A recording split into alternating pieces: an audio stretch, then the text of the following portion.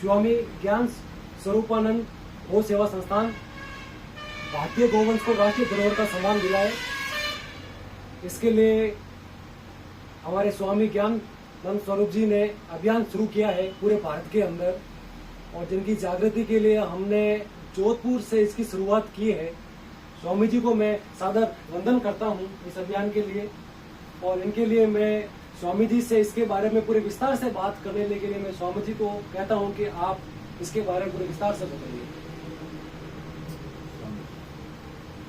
हमारी संस्था स्वामी ज्ञान स्वरूपानंद गौ सेवा संस्थान और मैं महामंडलेश्वर गौ ऋषि स्वामी ज्ञान स्वरूपानंद प्रिय जी महाराज, हमने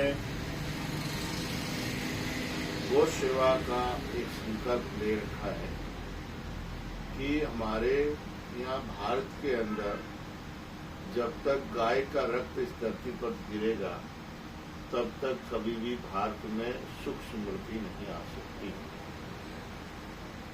तो विचार किया हमने कि कैसे क्या सेवा की जा सकती है।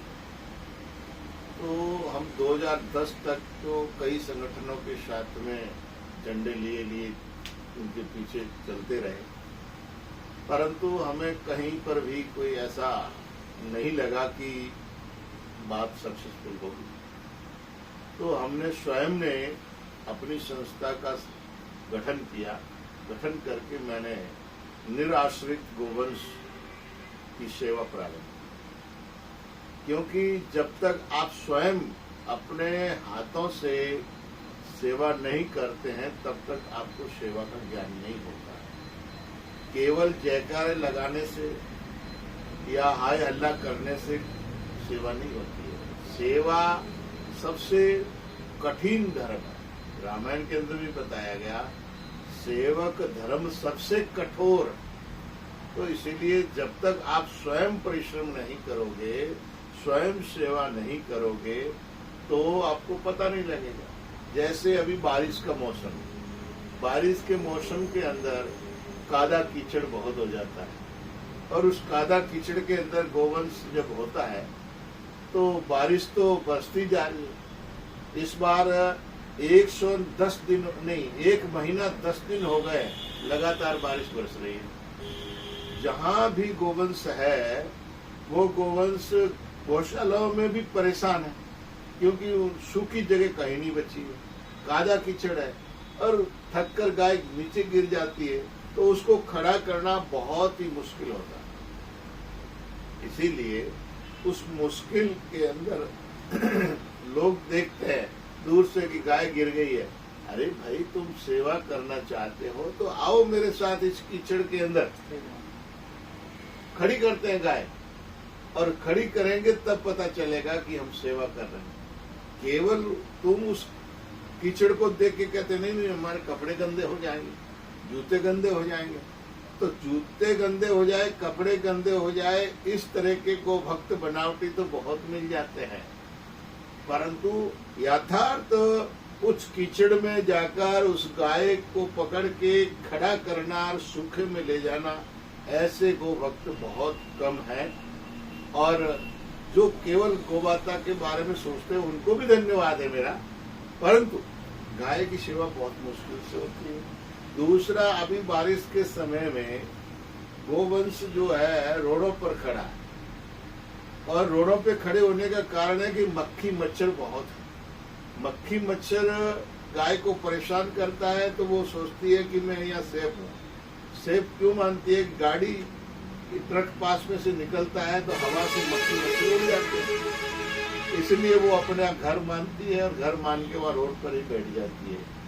अब उसमें गोवंश की भी कोई गलती तो नहीं है, क्योंकि वो तो अपना मक्खियों के बचाव के लिए बैठता है, और इधर जो ट्रक या वाहन चालक जितने भी है उनकी भी गलती नहीं मानते हम, क्योंकि वो रोड पे तो वाहन चलेंगे ही।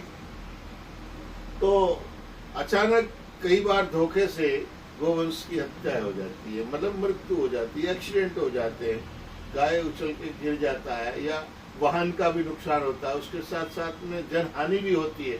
तो इसीलिए अभी कुछ दिन पहले पाली कलेक्टर को विज्ञापन दिया, और कलेक्टर ने आदेश भी निकाला है कि जो टोल टैक्स है उन टोल टैक्स पर एक एम्बुलेंस हो और जहां तत्कालीन एक्सीडेंट हुआ उस गोवंश को उठा के प्राथमिक उपचार के लिए भेजा जाए और अगर मृतक है तो उसको रोड से दूर किया जाए।